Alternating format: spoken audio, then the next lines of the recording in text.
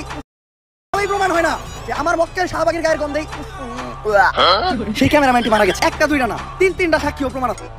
সাক্ষী কই? আটটা তো পিছন ফেটে দিতেছে রে। আর কত দূর ভাই? এই সোজা রাস্তা দিয়া আর 10 মিনিট আটলে পৌঁছাই যাবো।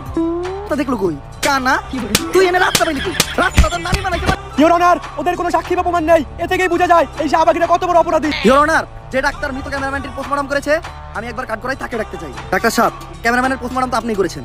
ক্যামেরাম্যানের শরীরে কি আসলেই শাহবাগীর ভাইরাসটি পাওয়া গেছে? অবশ্যই শাহবাগীদের গায়ের গামে তীব্র গন্ধেই ক্যামেরাম্যান ফুসফুস ফেটে মারা গেছে। এমনকি শাহবাগীরা যে খোলামেলা রয়েছে চলাচল করে, কোনো ব্যক্তি যদি ওদের শরীরে কোনো অংশের দিকে তাকায় তাহলে তার চোখ নষ্ট হয়ে যাওয়ার একটা সম্ভাবনা আছে, এবং অনেকের চোখ নষ্ট হয়েও গেছে। ইওর অনার, এই ডাক্তার একজন ফ্রড ও মিথ্যা কথা বলছে।